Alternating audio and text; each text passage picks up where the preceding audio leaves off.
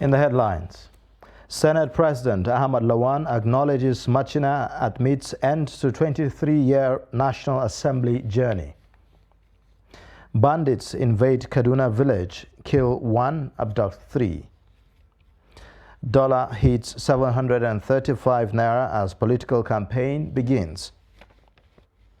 Away from Nigeria, UN tribunal puts Rwanda's Felicien Kabuga on genocide trial.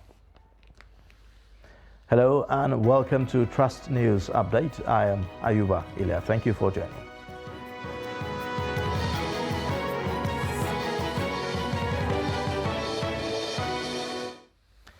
And now the details. Senate President Ahmad Lawan has finally recognized Bashir Machina as the All Progressives Congress candidate for the Yobe North Senatorial District election in 2023.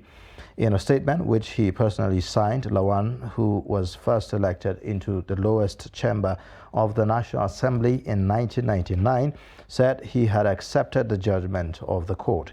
He said the judgment disqualified his candidature and therefore his participation in the elections. Lawan said that after due consultations with his political associates, supporters and well-wishers, he has decided not to appeal against the judgment. Lawan's road out of the National Assembly began when he contested the presidential primaries of the ruling party but lost to Asiwaju Bola Tinubu. Now, as political campaigns commence across the country, politicians in Kwara State have been warned to embark on peaceful campaigns that are devoid of any forms of rancor and acrimony. The new Kwara State Commissioner of Police, Paul Odama, while briefing journalists, assured that a peace accord and undertaking will soon be signed by political parties to avoid crisis during the campaign. He threatened that those who break the agreement will be sanctioned.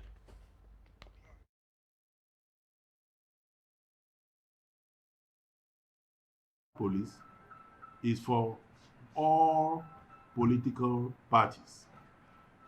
It is the duty of the police to create a level playing ground for all political parties. I repeat, all political parties.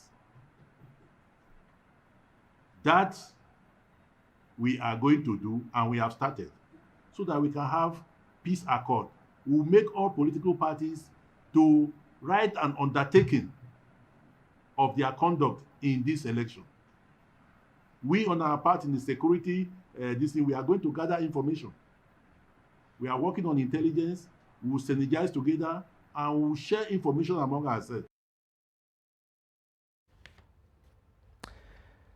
Now, a customs officer has been killed at a checkpoint few meters away from 35 Battalion of the Nigerian Army Natsinta barracks on Katsina-Jibia Road.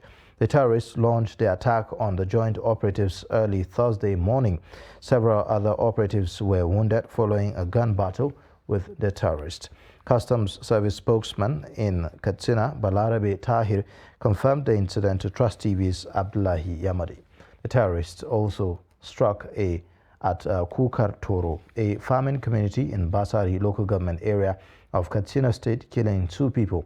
A source says about 17 people, including women and children, were abducted as unspecified number of motorcycles were carted away.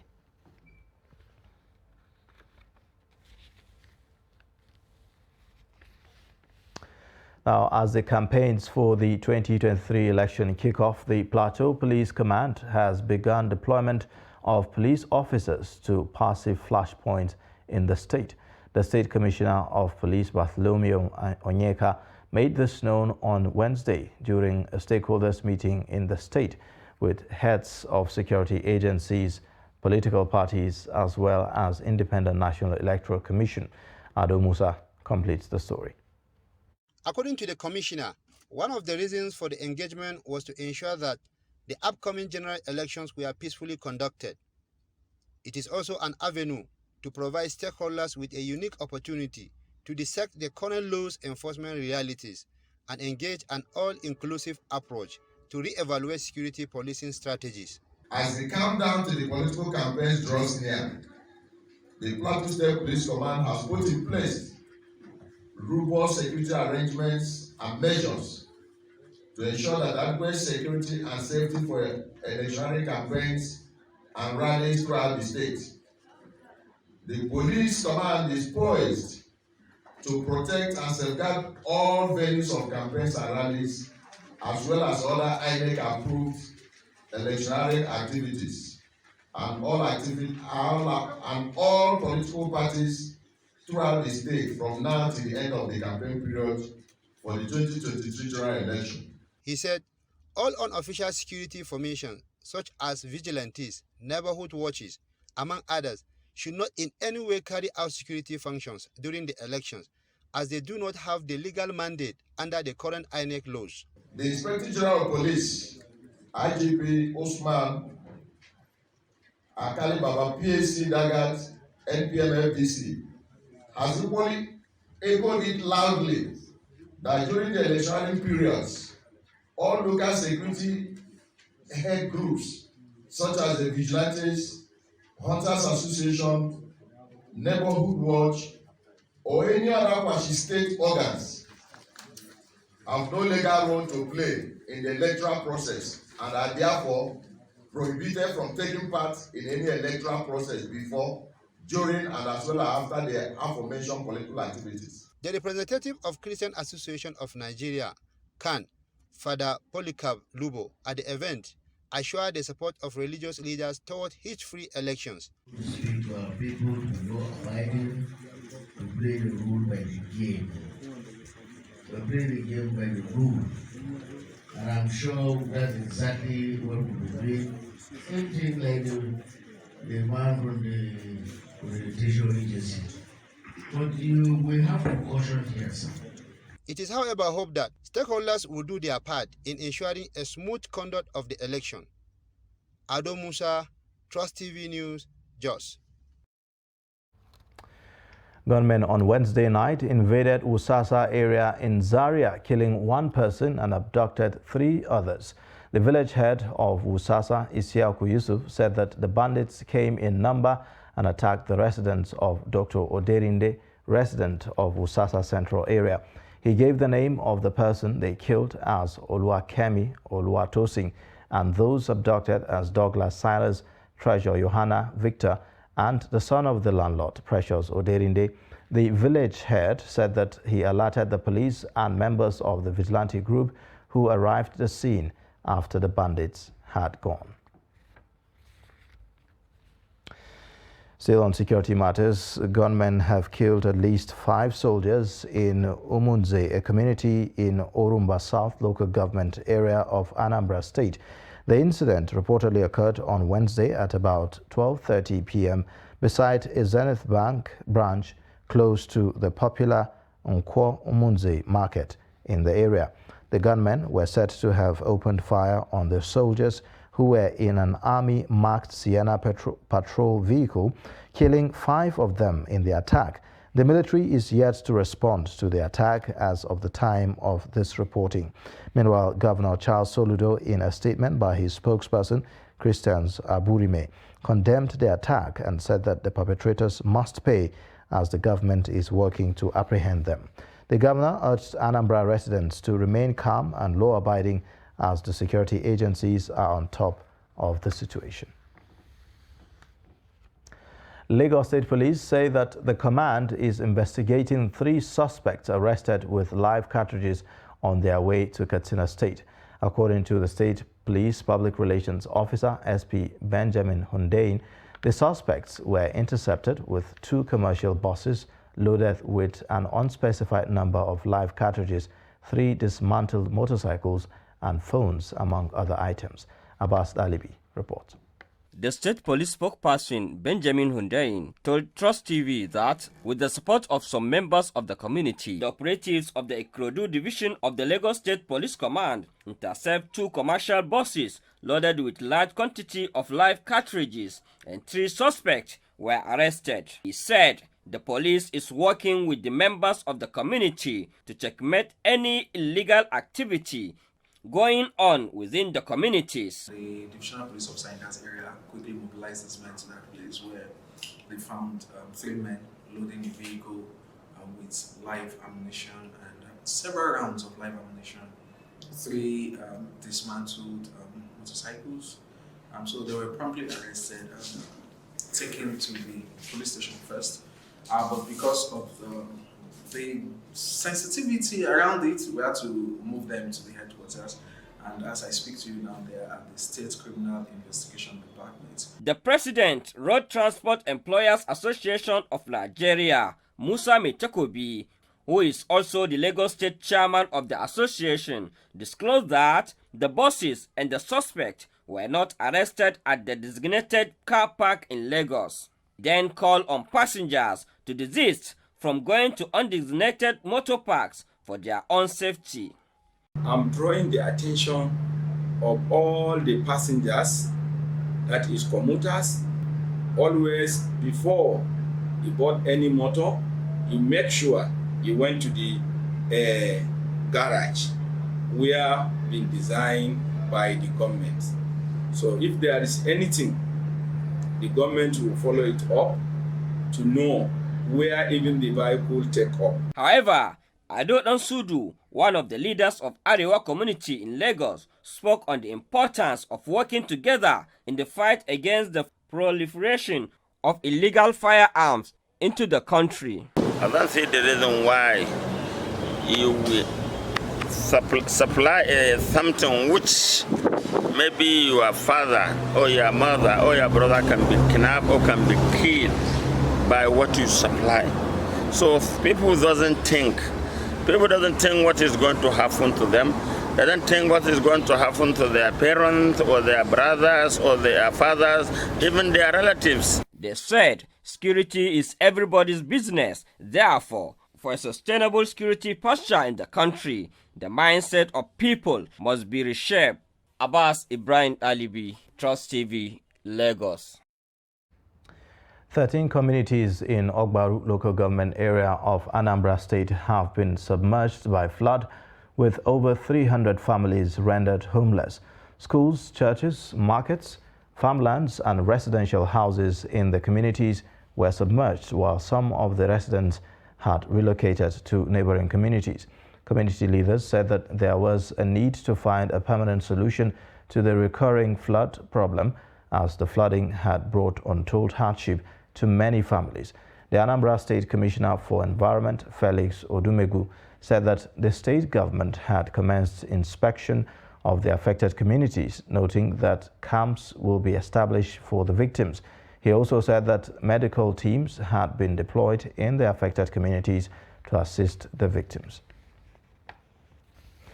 Meanwhile, an expert in agriculture, Professor Ishaku Faguji, has predicted food shortage after this harvest season, due to severe flood ravaging some parts of northern states. Faguji, who is also the Executive Director, Institute of Agricultural Research, IAR, Zaria, made the prediction while fielding questions from newsmen in his office. He observed that the flood was so significant this year that over 30% of agricultural investments in the state, in states such as Jigawa, Kogi, Kebbi, and some parts of Kano, Bauchi states would be lost. Different news media and have seen how destructive this natural catastrophe has been to our agricultural activity this year, especially. Even though almost every year you have incidences of flood, but this year happened to be extraordinary in recent years. And it is so significant that it is estimated that especially in those states like Jigawa, some parts of Kano, Bauchi State, Kogi, Kebbi State, and so on, close to 30% of agricultural investment is going to be lost in those places. And therefore, this will naturally translate into shortage in our annual harvest of grains and other agricultural products. Consequently, again, it will translate into shorter supply of food items to Nigerians. And we all know the relationship between supply and demand. If the demand supersedes the supply, which in this case, our own internal production of food items will be affected. You're watching the news update on Trust Television. Coming up shortly, we'll take a look at building capacity of women to promote national development. Details of this and more after the break.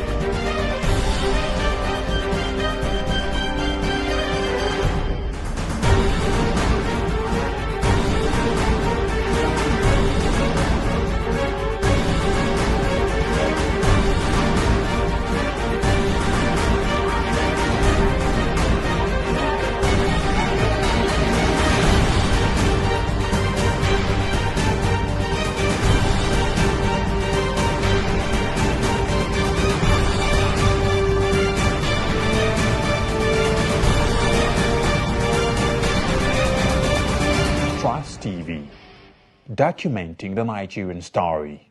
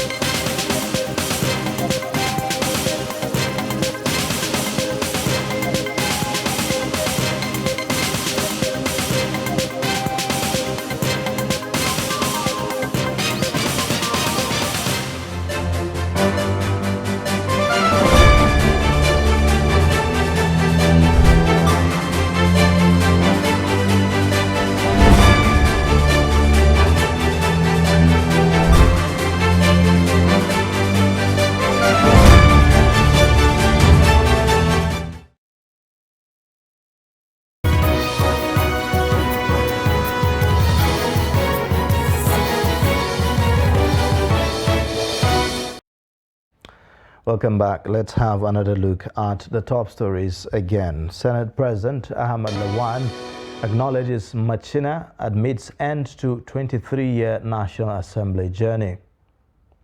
Plus, bandits invade Kaduna village, kill 1, abduct 3. Elsewhere, a Kano State High Court presided over by Justice Sanusi Ado Ma'aji has adjourned the arraignment of Chinese national Geng Quanrong, accused of killing his Nigerian girlfriend Kulsum Sani Buhari, due to the absence of his defense counsel. At the resumed hearing on Thursday, Kwang Rong prayed the court to adjourn the case to enable him to contact his counsel to represent him. Responding, Kano State Attorney General Barrister Musa Abdullahi Lawan didn't raise an objection to defendant's prayer to adjourn the matter. Justice Maji adjourned the case to October 4th. Gang is being accused of trespassing and murdering 23-year-old Umukuslim Buhari. The deceased and accused were said to have been dating before the relationship turned sour. Now, commitment towards ensuring investment in the women and youth population for improved participation in nation building remains the responsibility of the government and development partners. Trust TV's Aisha Salihu was at a forum where this was placed at the front burner in order to promote national development. The report. A nation's youth and women population would contribute more to its social, economic and political stability when their capacities are harnessed through integration. This fact is not lost on the Ministry of Youth and Sports Development as it is working with the Development Research and Project Center to achieve the goal. Our women's better equipped, better involved, especially in the participation in the social, political and economic activities in Nigeria towards the nation building. We want to see the women step up the more. Participation. All we're talking about is about participation.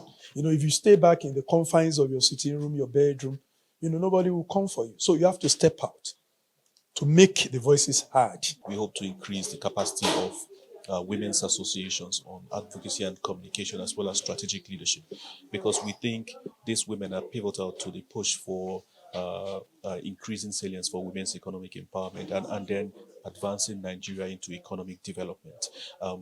We know from watching what happens in other countries that have practiced women's economic empowerment that this is a sure way of getting the country from where we currently are to economic development. Development partners believe that the initiative will better equip women to access funds to implement projects that would improve them economically, cater to their leadership roles, planning and management, among others. It's actually important for us to be able to know how to go about grant writing, for you to actually know the first steps of it, understanding why you are doing that grant writing, especially understanding why you are writing a proposal, the whole idea of you not just writing a grant proposal, but having to know what to do with that grant when it comes in, the idea and the purpose and the end goal of it. So it's actually going to help us as well to be able to know how to go about these things, because at the end of the day, when you grant these grants, it helps to enhance the society. The process is to provide them with capacity to be able to apply for funding, either from donors or from the government, to be able to continue to exist and function and do the good work that they're doing in this space. For us, we want to see a developed third sector, which is the civil society space. And we think one of the ways to make civil society more prominent is to be able to build their capacity to be able to access funding. Empowerment of women and youth is a necessity for the development of a society, since it enhances both the quality and the quantity of human resources available for national development. Aisha Salihu, Trust TV News, Abuja. A new report by the Socio-Economic Rights and Accountability Project has revealed how communities in Niger Delta area continue to live in depressing and deplorable conditions, even though the wealth derived from these areas is the economic mainstay of the country. According to the report, the communities in the Niger Delta remain the poorest in the country. The 82-page report launched in Lagos posits that lack of transparency and accountability is fueling human rights violations in the oil-rich region. The report, presented to the media by Dr. Olubunmi Afinoi, Faculty of Law of the University of Lagos, discloses that the region remains deeply in the grips of squalor, poverty, and environmental degradation. The report, however, highlights how endemic corruption contributed to poverty and consequential suffering of many people in the Niger Delta. To inaugurate the board of the Niger Delta. Secondly, the government must release a report of the forensic auditor so that projects that are abandoned can be taken up by the communities affected in the Niger Delta. Roads have been abandoned, schools have been abandoned, electricity projects have been abandoned. We want to know who has taken money, billions of naira.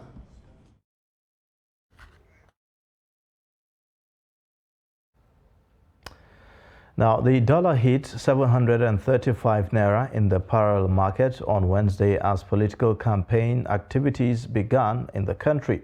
According to Bureau de Change operators in Lagos and Abuja, dollar price had increased from 718 naira to 720 naira and then to 728 naira and 735 naira in the last 1 week. Speaking on major factors responsible for the rate hikes in dollar to naira, the Vice President, Lagos Chamber of Commerce and Industry, Gabriel Idahosa, said that the immediate cause of dollar rate increment was the new monetary policy rate of the Central Bank of Nigeria. According to Idahosa, the commencement of the elections also meant that a lot of funds had started pouring into campaign-related activities. Away from Nigeria, a United Nations tribunal in The Hague has opened the genocide trial of a Rwandan businessman captured 2 years ago after decades on the run, with judges saying that the hearing must go on despite the suspect's decision to boycott it from his jail cell. Felician Kabuga, a former businessman and radio station owner, is one of the last suspects sought by the tribunal prosecuting crimes committed in the 1994 genocide, when ruling Hutu majority fighters killed more than 800,000 minority Tutsis. The Hutu moderates in 100 days. He is also accused of arming ethnic Hutu militias. Kabuga was arrested in May 2020 in Paris between COVID-19 lockdowns and extradited to Hague, where he has entered a not guilty plea. And with that, we wrap up the news update. You can watch more via all our social media platforms and also watch us live on YouTube. I am Ayuba Ilya. Thank you for watching. Bye for now.